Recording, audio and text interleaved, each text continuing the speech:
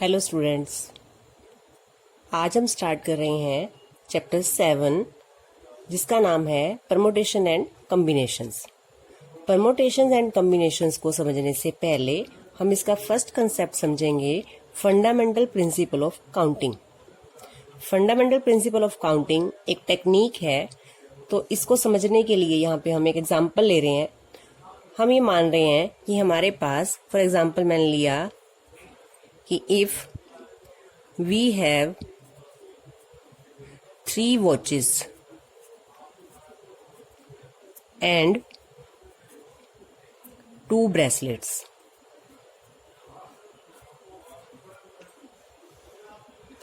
अगर मेरे पास 3 वॉच हैं और 2 ब्रेसलेट हैं, अब मुझे बताना है in how many ways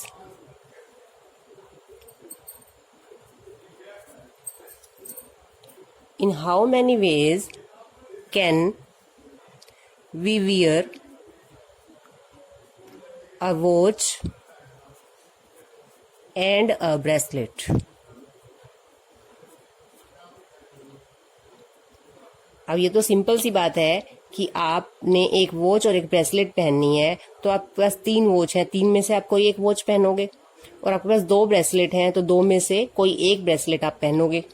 eight A time ना तो आप 3 वॉचेस पहनोगे, ना ही आप दोनों ब्रेसलेट्स पहनोगे। तो हमारी जो कंडीशन है कि हमें एक वॉच पहननी है, एक ब्रेसलेट पहनना है, कितने वेज में हम ऐसा कर सकते हैं। अब हम ये मान लेते हैं जो 3 वॉचेस हैं हमारी, वो एक पहली वॉच है W1, second watch W2, third watch W3, और 2 ब्रेसलेट है हमारे पास B1 एंड B2। अब हमें देखना है कि ये जो हमें पहनना है कितने वेज में हम इसको पहन सकते हैं। हमें एक वॉच और एक ब्रेसलेट पहनना है।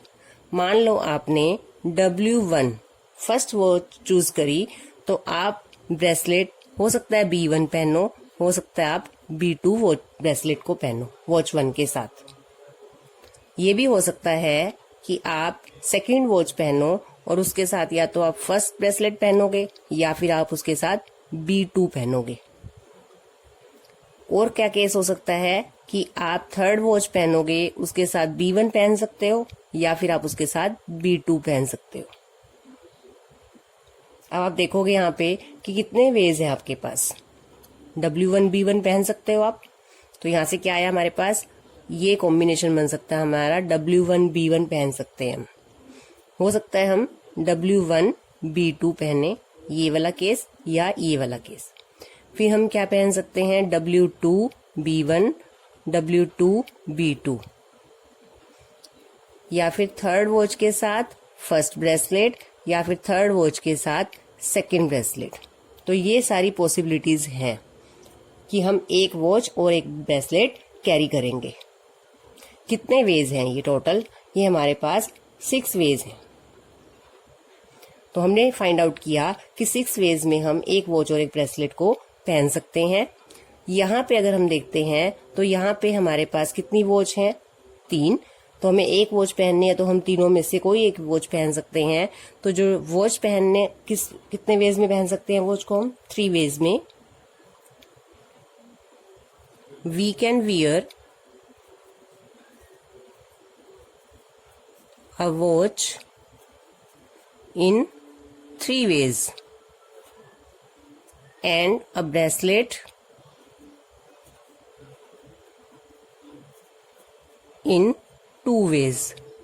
2 ways means मेरे पास 2 ब्रेसलेट है, या तो मैं B1 पहनूंगी या मैं B2 पहनूंगी, तो मैं 2 तरीकों से पहन सकती हूँ। और वॉच मैं तीनों में से कोई एक पहन सकती हूँ, तो मेरे पास 3 ऑप्शंस हैं। तो देयरफॉर ये जो bye fundamental principle of counting है, इसके अकॉर्डिंग जो टोटल नंबर ऑफ वेज हैं जिसमें हम एक वॉच और एक ब्रेसलेट पहन सकते हैं, दैट आर 3 × 2 6 वेज हैं। और 6 वेज ही हमने यहाँ से फाइंड आउट करके दिखाए हैं।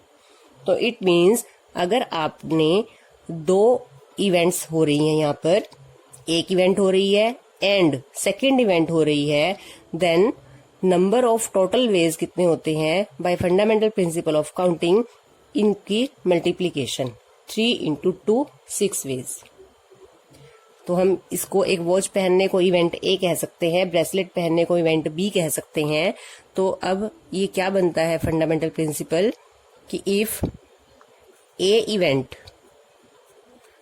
occurs in m ways and b event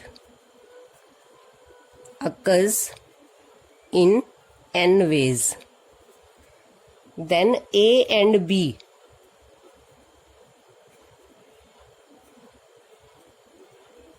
events occur in m into n ways। तो ये हमारा मेथड है कि अगर दो इवेंट्स हो रही हैं इस एक एम वेज से दूसरी एन वेज से, तो ए एंड बी जो दोनों इवेंट्स होंगी वो एम इंटू एन वेज से अकर होंगी।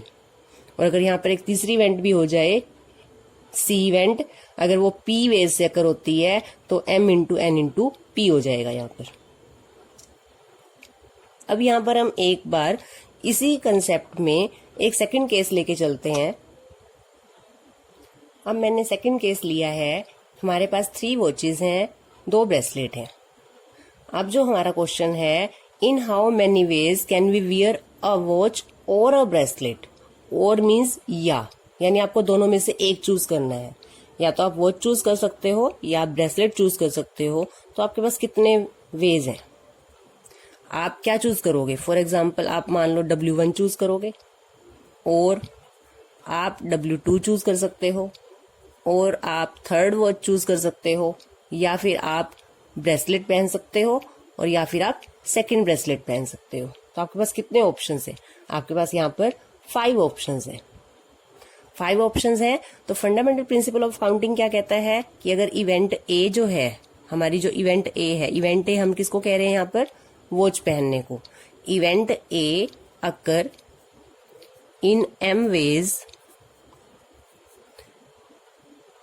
and event B occur in n ways, then A or B occur in m plus n ways।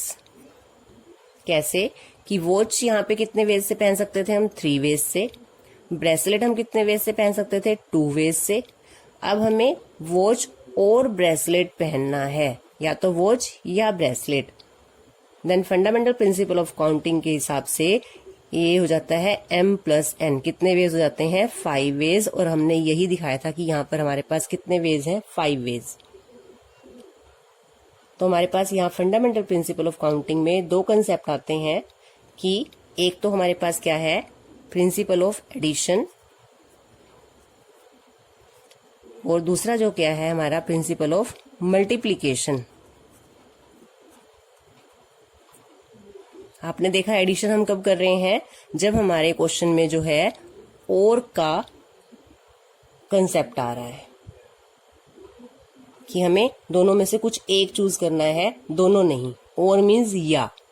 और मल्टीप्लिकेशन हम कब यूज कर रहे हैं? जब हमारे पास एंड का कंसेप्ट आ रहा है कि दोनों इवेंट होंगे, इवेंट ए भी होगा एंड इवेंट बी भी होगा, तब हमारा प्रिंसिपल ऑफ मल्टीप्लिकेशन यूज होता है, नहीं तो हमारा प्रिंसिपल ऑफ एडिशन यूज होता है। बाकी हम एक्सरसाइज 7.1 के जब क्वेश्चंस करेंगे तब आपको बहुत अच्छे से क्लियर होगा। ये 7.1 एक्सरसाइज का क्वेश्चन 1 करते हैं। How many 3 digit numbers can be formed from the digits. ये 1 to 5 डिजिट्स गिवन है हमें, और 2 पार्ट हैं। फर्स्ट पार्ट में हमें कहा गया है repetition of the digits is allowed, repetition of the digits is not allowed. इसका क्या मीनिंग है?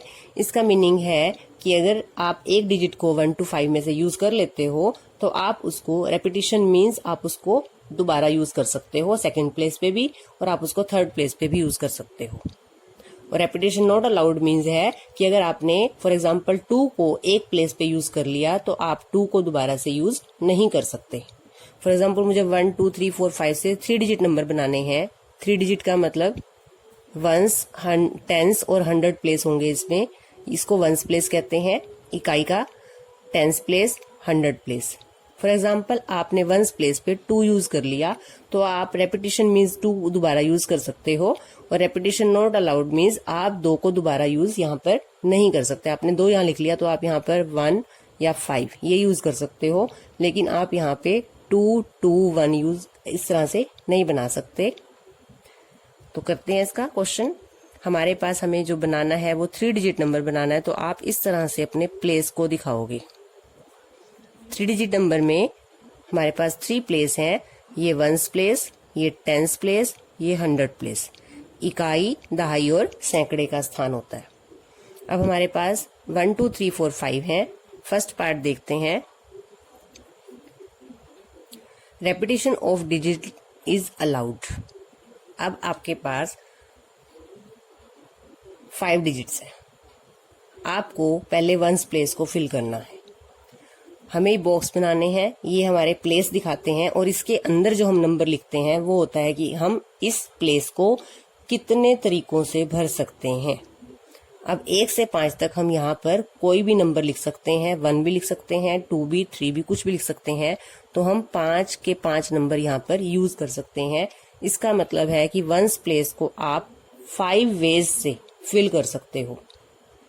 फिर आप लिखोगे टेंस प्लेस को, जब रेपिटेशन अलाउड है, तो जब अगर मान लो आपने यहाँ पे 2 लिख लिया, फॉर एग्जाम्पल आपने यहाँ पे 2 यूज कर लिया, तो आप 2 यहाँ पर भी यूज कर सकते हो। तो 5 डिजिट में से कोई भी डिजिट आप फिर से यूज यहाँ पर कर सकते हो। तो इसको भी कितने वेज से भर सकते हैं हम? 5 वेज से। और 100 प्लेस को भी हम कितने वेज से भर सकते हैं? 5 वेज से। तो आपने अब ये तो पहले बनाना है, और उसके बाद फिर आपको लिखना है। क्या लिखेंगे? Ones place can be filled by 5 ways. उसके बाद हम टेंस प्लेस की बात करेंगे। Tens place can be filled by 5 ways, कोई भी आप नंबर ले सकते हो। उसके बाद 100 place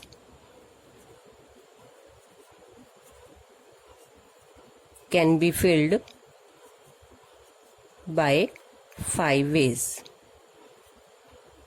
Therefore, by fundamental principle of counting, हमने वंस प्लेस भी फिल किया है, एंड हमने टेंस प्लेस भी फिल किया है, और हमने 100 प्लेस भी फिल करना है। तीनों प्लेसेस को हमने फिल करना है।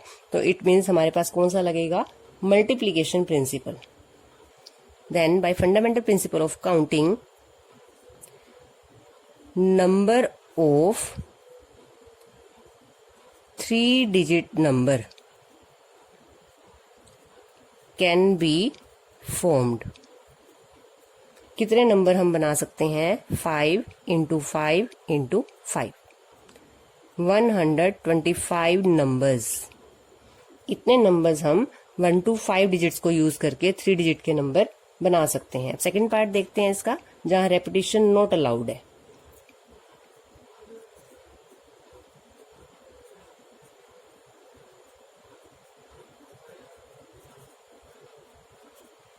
आप फिर से अपने 3 प्लेसेस दिखाओगे।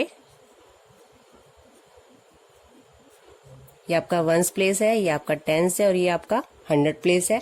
आपके पास 1, 2, 3, 4 एंड 5 ये डिजिट्स हैं। अब आप पहले वंस प्लेस को फिल कर रहे हो, तो आपके पास 5 डिजिट हैं, आप कोई भी यूज कर सकते हो। तो इसको हम 5 वेज से फिल कर सकते हैं। अब फॉर एग्जाम्पल आपने 3 यूज कर लिया, तो रेपिटेशन अलाउड नहीं है, आप 3 को दोबारा यूज नहीं कर सकते। तो आपके पास कितने डिजिट बचे हैं? अब 4। तो रिमेनिंग 4 में से आप यहाँ पे टेंस प्लेस को फिल करोगे। तो टेंस प्लेस को हम 4 वेज से फिल कर सकते हैं। मान लो आपने यहाँ पर 5 को यूज कर लिया। अब आपके पास कितने डिजिट हैं? 1, 2, 3। 3 डिजिट्स में से ही आप 100 प्लेस को फिल कर सकते हो।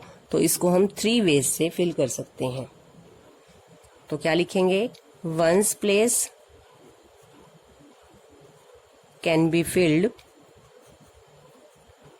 by 5 ways। फिर tens place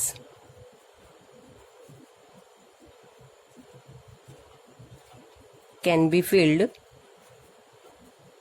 by 4 ways, and 100 place